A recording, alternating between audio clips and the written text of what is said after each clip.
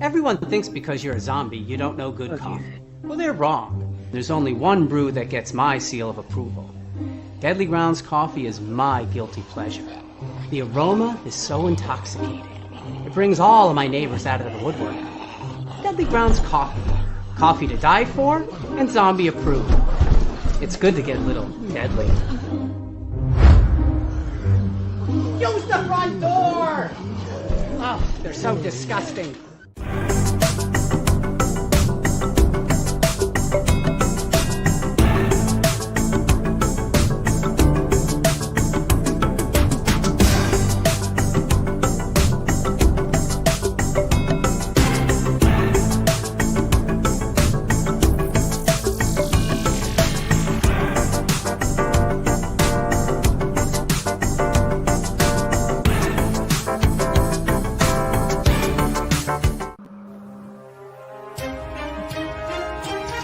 The Dorkening and all affiliated shows are not intended for anyone under the age of 18.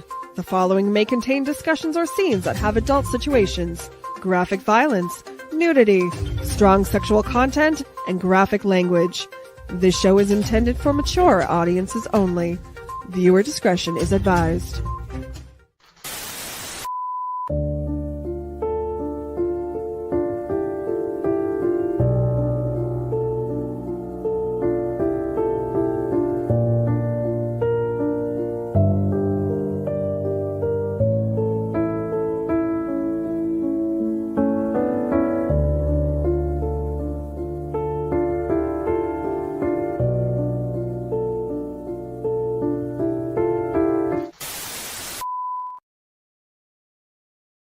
Hello, hello, hello, my lovelies, and welcome back to the garden. Hi, Serena. How you doing? You're on mute, girl. That figures. I'm doing fine. How are you? I'm so happy to finally be back on an episode with you. Last time I get to hang out with Pyle. This time I get to hang out with you again. It's nice to be here. I like being on the show. Oh, I love it too. I get to hear you read to me, and that's one of my favorite things. So, tell us a little bit about the story you plan on reading tonight before we go into mine. Well, mine's going to be in Killing Stroke Buried Secrets, which is releasing on Halloween.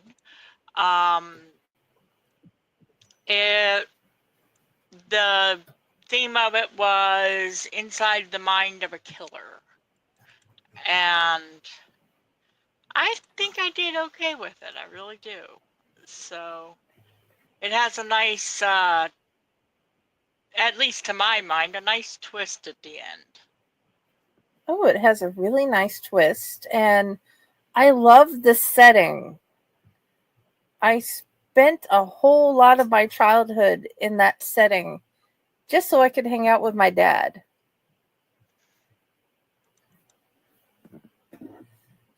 Okay, guys. I am going to read you Whistle While You Die. I don't know if you guys have picked up yet. I am writing a whole series where death is a personified actual person that can talk to you and help you transition. And I've even went as far as making the document for the book and finding a guy that looks almost like what I pictured as death. So, in this one, you get to see it from his point of view as I read. So, without further ado, Whistle While You Die. Death blipped into the horrific scene of his next transition. He heard crying and whimpering to his left as he watched the gray, smooth-skinned creature eating the man he came to get.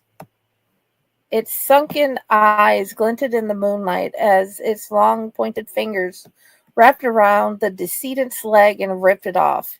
Death cringed as he saw the creature tear into the thigh meat with its elongated needle-like teeth. It's so tall and thin, Death thought in horror to himself as he noticed its defined muscles and slender frame hunched over the man. He took a deep breath as he turned and walked to the decedent that was still in the fetal position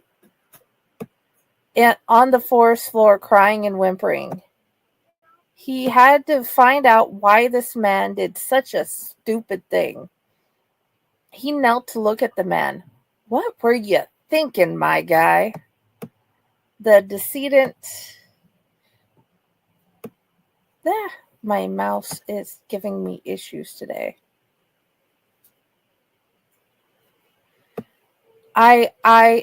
He stopped and took a deep breath and tried to again. It was all superstitious bullshit. I knew it was stupid hillbilly nonsense, so I came to show everyone that it was. He seemed indignant as he stood up to look down into Death's face. Death raised back to standing to look down in the man's eyes. With a deep sigh, Death asked, "What song did you whistle?"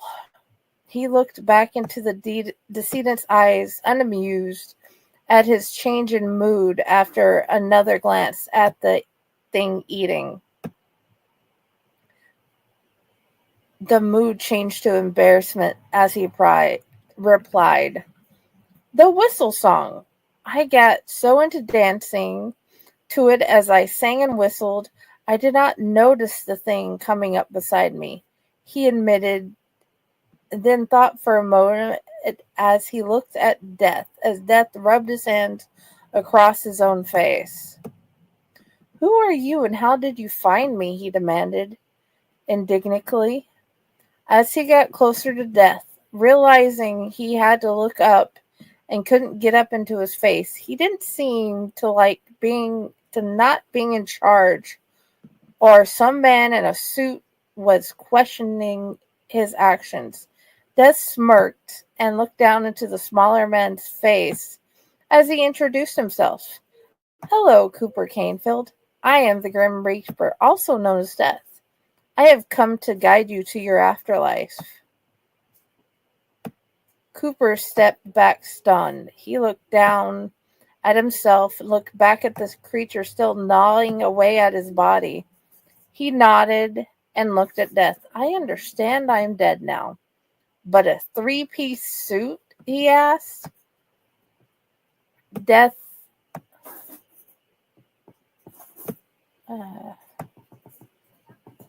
there we go.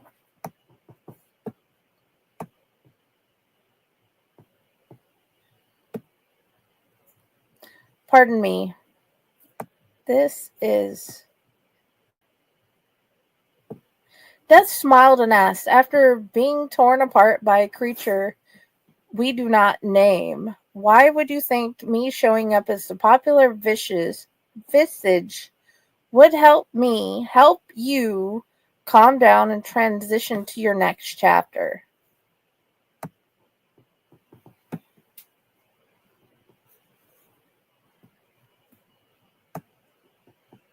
Death could see he was thinking through many things.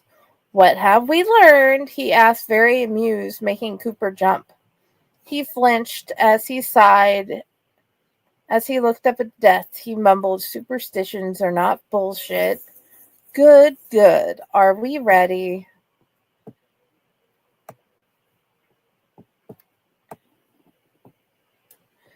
Death asked as he waved his arm, making a portal into the afterlife appear.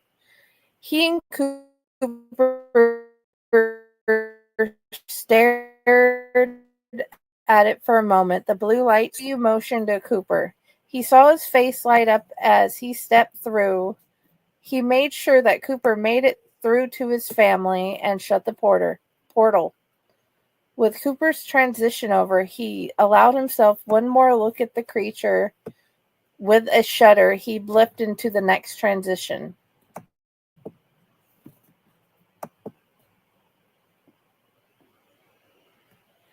What do you think? I love it. You love it? I love it. Okay. What do you think about seeing a story from his point of view? It's definitely a different twist, and that makes it more interesting to me. Yes. I definitely like that. I'm trying to do more with cryptid deaths. I got one more done, and then we're going to find out what happened to Mr. Phelps and Mrs. Phelps in their afterlife journey next. How does that sound? Interesting. I always like couple deaths because that ends up there being more to it. It's more beefy. It sounds Well, weird, but it's more beefy. actually, they didn't die together. They died at 2 different times in 2 different places. Because I told you guys how Miss Phelps died. Right. I have not told you guys. I have told you guys. Well, I have told you guys where Mr. Phelps is, not how he died yet. But I will in the future.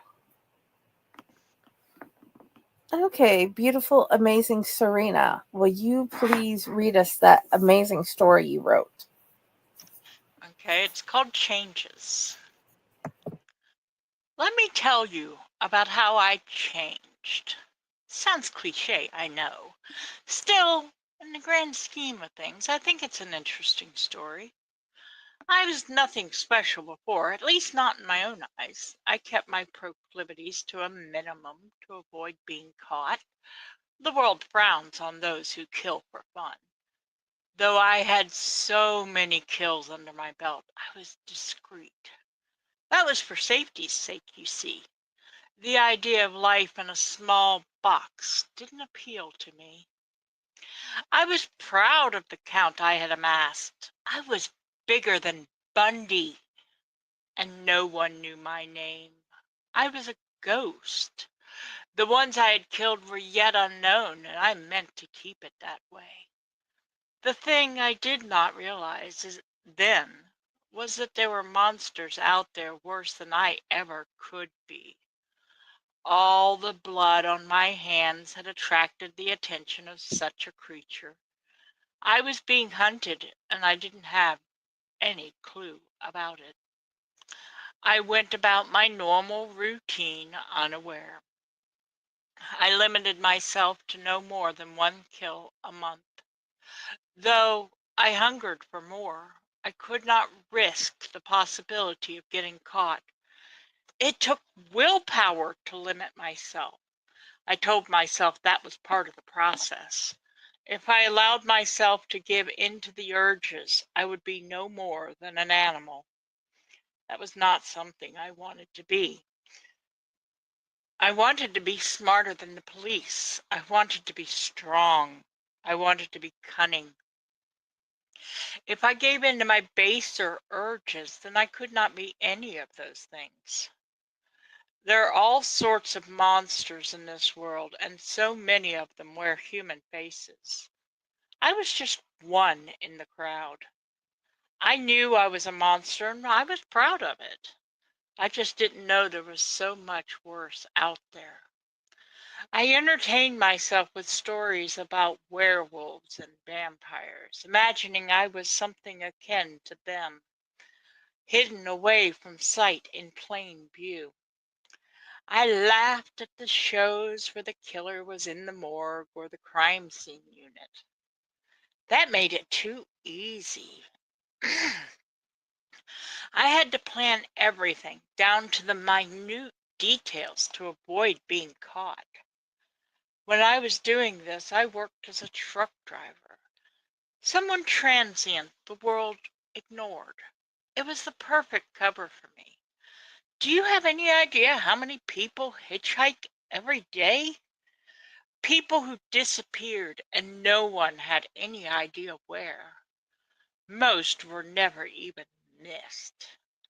I watched the missing person listings you see on the internet, looking for the ones that I had picked up. I never saw any of them. The first few were problematic for me to dispose of, but I was quick-witted and solved the problem without any worry. However, this is not the story of my kills. I am not here to brag.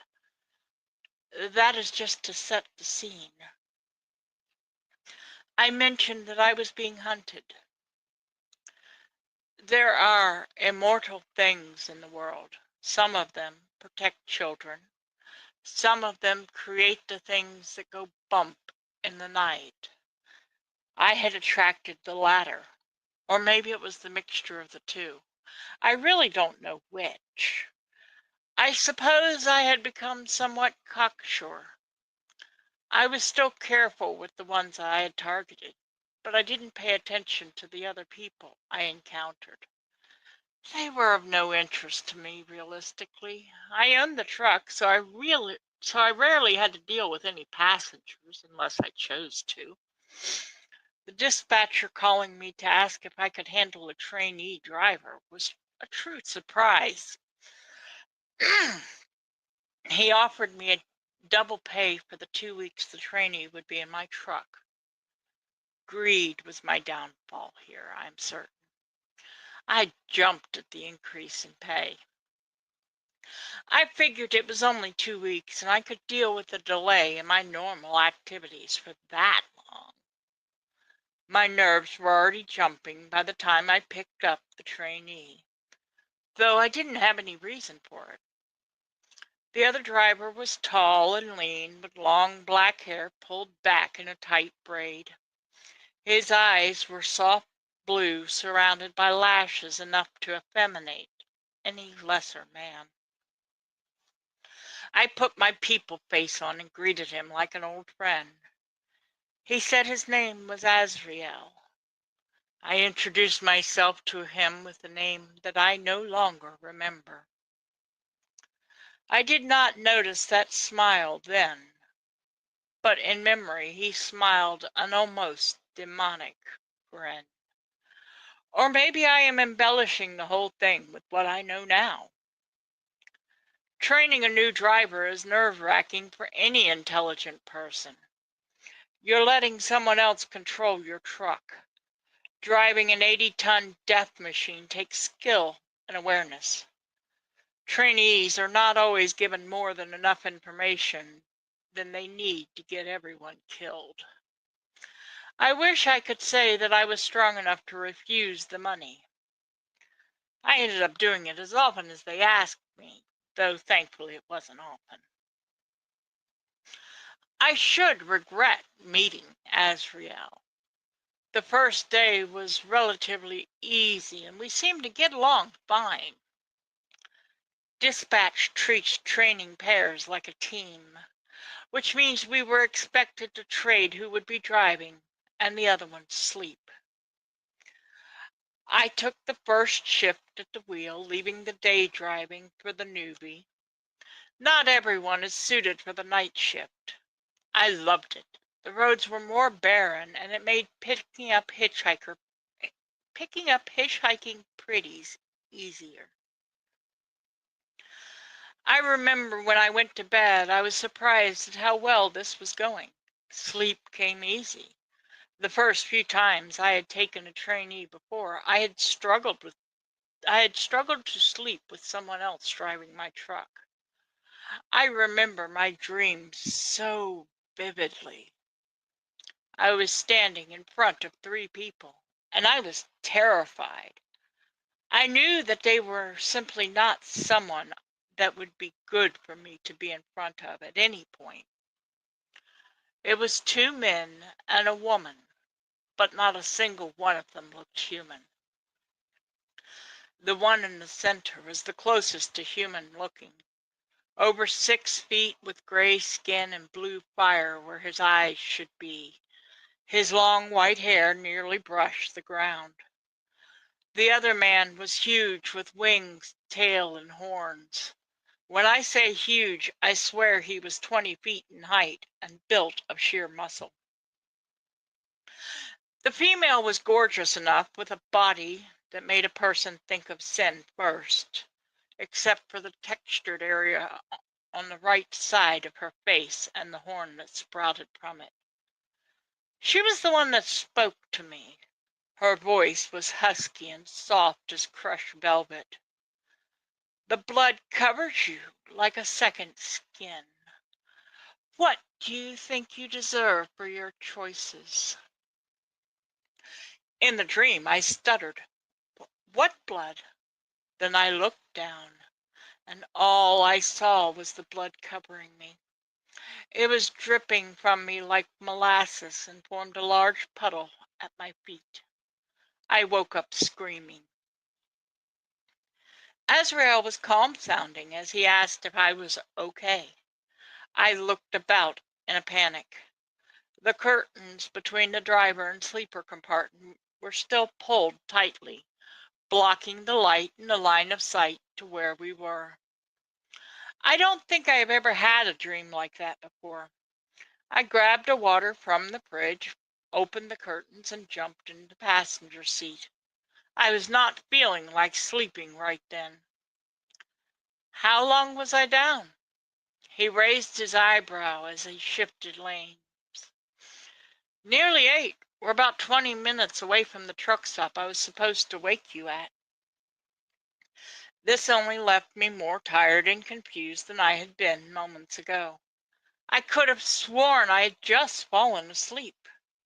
For once, I was honestly looking forward to the rot gut stop cough. Maybe it would help me shake off the dream and be ready to function. The load had enough leeway for us to grab showers and food, something that was not always possible.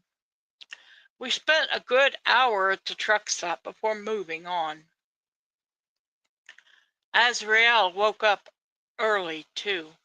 He seemed to be in a curious mood as he grabbed water and the passenger seat looking for a chin wag. Never have I been a people person, so I was caught off guard. None of the other trainees wanted me to talk. This guy was not being nosy, just personable. His questions were not intrusive, so I felt like it would be rude not to answer, even if I was not interested in telling him anything about myself. So that last hour I was driving, I ended up telling him about my childhood, the reasons why I drove, and what I called a life currently. I remember the conversation being animated and long. I no longer remember the content, though I guess that's part of the story too. The same thing happened for the next few days. I would go to sleep only to find myself in front of the same 3. The female is always the one who spoke and always asked me the same question. I did not panic about the blood after the first time, but it was disturbing. I couldn't understand why I was so covered in it. I had no wounds. I had no reason to be drenched in blood. I usually can control my dreams, but these were beyond my control. I always awoke just moments before my shift, and I always felt like I had not slept at all, even though I had been sleeping for nearly 8 hours every time. I will admit I was starting to feel like I was losing my mind. I couldn't even blame Azrael. We were making the mileage while I slept. How could he have affected my dreams like that? Though his cheer and energy were draining me as I sat up with no rest each time. The lack of rest was starting to cause me to be paranoid. I was starting to hallucinate, seeing parts of the people I had killed in the truck when I was awake. The first time, I truly panicked. I saw a delicate hand that I recognized as having belonged to a teenage girl I had last enjoyed killing. She had such beauty and sweetness. I remember she took extra time because I was enjoying her so much. I must have looked so strange reaching for something on the floor that was not there. If Azrael noticed, he didn't say anything. I started hearing the voice of the woman in my dream while I was awake. I was slowly going insane, and I knew it. Azrael was merely doing the job and ignoring my shenanigans. I'm not even sure if he was aware of the crazy things that I was going through. I was beginning to think that this was my penance for the many lies I had taken, and I wanted to accept it, mostly because I was exhausted. I felt like I wasn't sleeping, and after a full week of it, I was beyond tired. The seventh night, I went to sleep with a single thought in mind. I was going to accept my fate, whatever that meant. I doubted it would wash the blood away, but I would finally rest. That's what I wanted. I was terrified of the consequences that I was about to face, but I also knew that I could no longer continue as I was. Again, I stood in front of the three. Details seemed sharper this time. I could smell the copper tang of all the blood mixed with a sulfur stench. I swear I could smell my own fear under it all. The voice of the woman was soft and musky, with a hint of disdain underlying everything she was saying. I felt like she was looking down on me. I was less than an ant in her gaze. Her hazel eye, the one human-looking eye, seemed to be judging me. The other was black and hard as she stared at me, waiting for an answer to her demand. I had yet to speak in any of the dreams past the very first one. I swallowed, trying to control my fear, and spoke quickly. I deserve to pay my penance and then finally be able to rest. Though I have killed quite a few souls, I don't deserve to be tormented for eternity. The woman stepped back, a single fluid step, as though I had given her the response she was looking for. I remember thinking at the time that she moved like an assassin. The large creature on the other side spoke then. The voice was something that sounded like it was carved from hell itself, something both dark and deep that one could lose themselves in. What penance would you pay that would be worth the lives that you have taken? I knew it was a question that I was expected to answer, but I was not sure how to do it. I don't know what they were looking for from me here. The debate felt like it took me an eternity. Making the wrong decision might make doubly sure I suffered. I will admit that I was entirely selfish about the situation.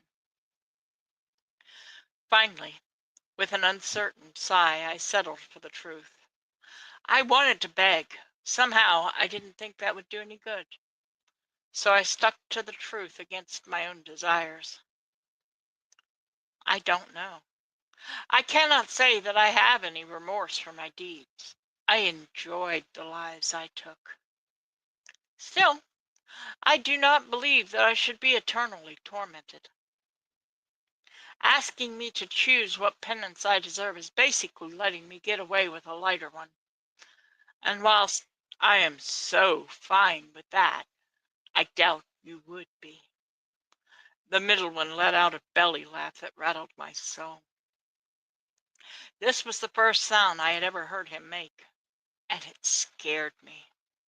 I cannot explain why, but he was not someone that anyone would expect to laugh. Somehow he was the most human of the three, and yet he was also the one who scared me the most. His presence was more potent than the other two. This time I could see the blue flames not only coming from his eye sockets, but from his mouth and hands as well. It gave an eerie feeling to him as he spoke. If I give you the ability to continue what you have been doing with a minor change, Would you take it? He asked so casually. I was too quick to accept that choice. I should have thought about it more. I imagined that I would still be killing as I had been done before, but supervised by these three somehow. He laughed again. This time it sounded mean more than anything. Though I had not spoken my thoughts aloud, I had the feeling somehow he knew what I was thinking. Suddenly, I was knocked off my feet by the most intense pain I had ever felt. I didn't wake up as I had every other time. Instead, I began to change. Physical changes came first, exquisitely painful. It was the first time I ever had a pain that I would have described as almost orgasmic in its intensity. I grew taller by another 6 inches. I had already been over 6 feet, so this put me closer to 7. I sprouted 2 6-inch horns from my forehead, and an immense pair of leathery wings grew from my upper back. I grew a 3-foot prehensile tail about a half an inch above my ass crack. My skin changed to a ruby red coloration with brown hair growing everywhere. Next came the mental changes. I soon forgot the majority of the life I had lived. It was no longer mine. I no longer had the emotions attached to that life either. I was becoming something else. My senses began to sharpen, causing the surroundings to feel overwhelming nearly immediately. The sulfuric copper tang of the blood that had formed a pool at my feet, the cool dampness of the pool I was standing in, the faint screams that seemed to be coming from everywhere around us and echoing softly across the cavern we were in. The new sensations were nearly maddening on their own. Azrael joined us soon after my change was done. He looked no different than he had in the truck, at least not in a physical way, but now he seemed to have an eerie pale blue aura surrounding him. I found myself grasping at the image of the Mac I had driven for the last few years. I barely remembered buying it new. As the memory started to fade away, I wanted to cry. I knew I was losing everything that made me to this change. It was fading fast from my mind. He looked me over and smiled at the middle guy. So, decided to give Bub a new trainee, huh? I was confused and in immense pain, so I didn't see what was going on yet. I was looking around, trying to piece the puzzle together. We were in a cavernous room that looked like it was carved out of blood and lava. I still at that point believed we were standing on Earth somewhere. I was not bright back then enough to piece my location together. I have grown wisdom in age. The middle one nodded and then looked directly at me. The big one here is Beelzebub. He is now your boss. He will lead you to the pit and teach you how to play. If you fail to listen to him, well, demons don't enjoy the pit either. Is that what I was? I thought. A demon. I looked again at the others around me. The middle one still scared me, though my perception of him had not changed. The woman seemed to have a reddish aura of pain and death surrounding her. Don't ask me how I knew what her aura meant. I still don't understand why her aura was more clear to me than Azrael's. The big one, Beelzebub, was more gentle in appearance than before. He reminded me of a gruff old grandfather who was only stern to keep his child safe. He led me here. I was given easy on instructions on everything I was both allowed to do and what was expected of me. He's been a gentle giant and the best boss ever since. I have been playing in the pit for 1,000 years now. I am allowed to enjoy tearing into the guests that find their way here. You're the first guest I have told my story to. I now know who each of the three are and what I have become. What I was before was boring. Serial killers are a dime a dozen, but pit fiends are a lot more fun. The names of the other two, well, names have power, and you don't deserve power. Nothing I have told you will help you escape, but it was fun for me to remember. Maybe I will try to remember more soon.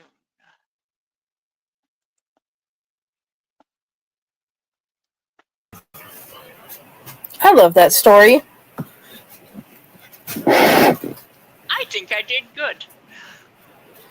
You did amazing. The thing that keeps surprising me is you keep doing awesome stories, and then other people are like, yeah, we're going to use that. And you are so confused. That's because I never see it as being as amazing as everybody else does. So I love the twist. I love how it's a trucker story. And it's just definitely becoming one of my favorite stories.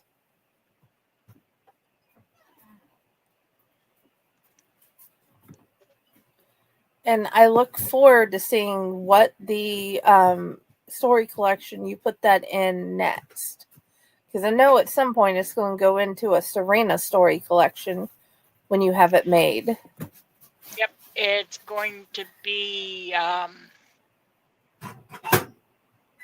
likely called Stacked Nightmares. I believe that's the one I've got it in.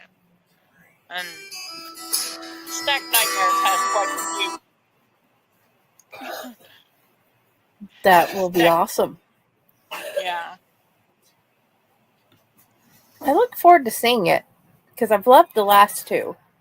Okay, dear listeners, I hope you guys have enjoyed story time with us, and we look forward to the next one. Serena, where do you want people to find you? Well, I believe that there is a link tree with all of my links in it. Otherwise, pretty much I'm listed either at S. Mossgraves or Serenity Small, just about everywhere. So. Okay. And, well, if I'm not there, try looking up Patty Mouse. She does a lot of talking for me. Oh, yes. I love her, too. And beautiful Seekers of the Garden. You can find me everywhere. I'm at Fakor. I'm here on Allied Network. Those are my two main places to hide because they let me be me and show whatever our hearts desire. I hope you all have a wonderful night. Thank you for coming.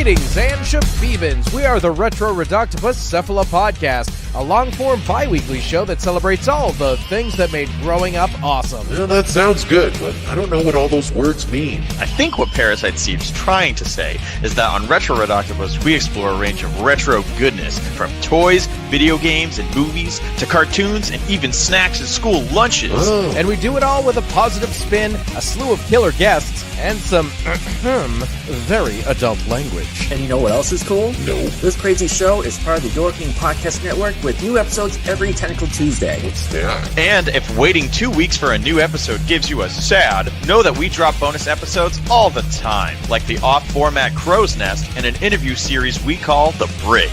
You can listen to Retro Reductibus on Apple Podcasts, Spotify, Stitcher, or any app that's cool enough to carry the only show that celebrates all the things that make growing up awesome.